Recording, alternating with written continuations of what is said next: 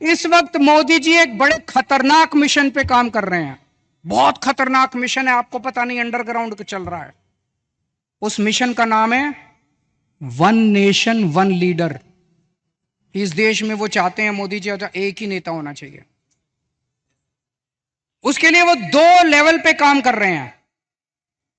एक लेवल, जितने विपक्ष के नेता हैं एक एक करके सबको जेल में डाल रहे हैं। कईयों को डाल दिया, और अगर वो जीत गए, भगवान ना करे वो जीते, अगर वो जीत गए, मैं आपको चैलेंज करता हूं अगले चुनाव तक ठाकरे साहब भी जेल में होंगे, खड़गे साहब भी जेल में होंगे, राहुल गांधी भी जेल में होंगे, प्रियंका भी जेल में होगी, केजरीवाल तो है ही जेल में, शरद पवार साहब भी जेल में होंगे, ममता जी भी जेल में होंगी, स्टैलिन भी जेल में होंगे, पिनराई विजयन भी जेल में होंगे।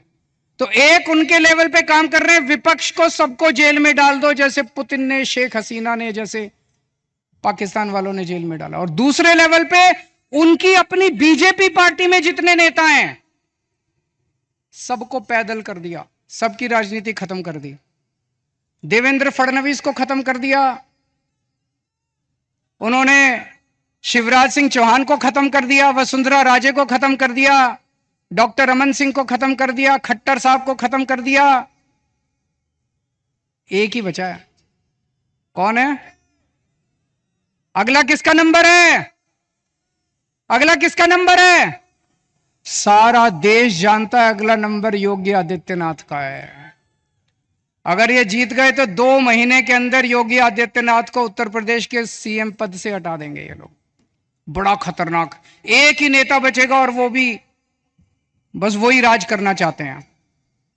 लेकिन एक और चीज है, 2014 में जब मोदी जी प्रधानमंत्री बने थे, उन्होंने एक नियम बनाया बीजेपी के लिए कि जो नेता 75 साल का हो जाएगा बीजेपी में, उसको रिटायर करना पड़ेगा, उसको अपना पद छोड़ना पड़ेगा, उसको टिकट नहीं मिलेगी, और अगर वो किसी पद पे काम कर रहा है तो उसे इस्तीफा देना पड़ेगा।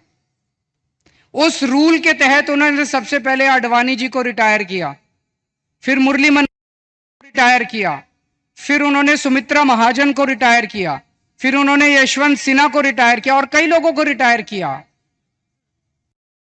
साल 17 सितंबर को मोदी जी 75 साल के हो रहे हैं।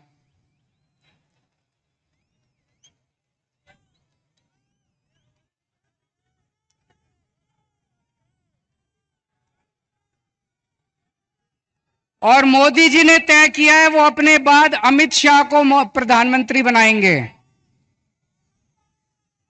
मोदी जी ने तय किया है वो अपने बाद अमित शाह को तो इस बार मोदी जी अपने लिए वोट नहीं मांग रहे, अमित शाह के लिए वोट मांग रहे हैं।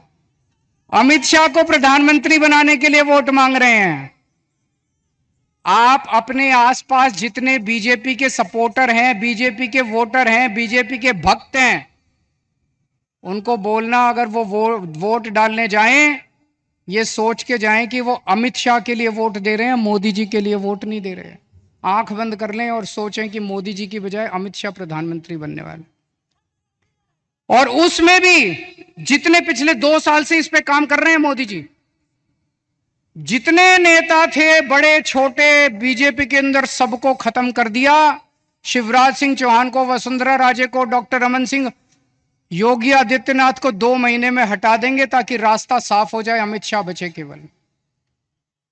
यह बात मैंने जेल से निकलने के अगले दिन प्रेस कॉन्फ्रेंस करके कही थी।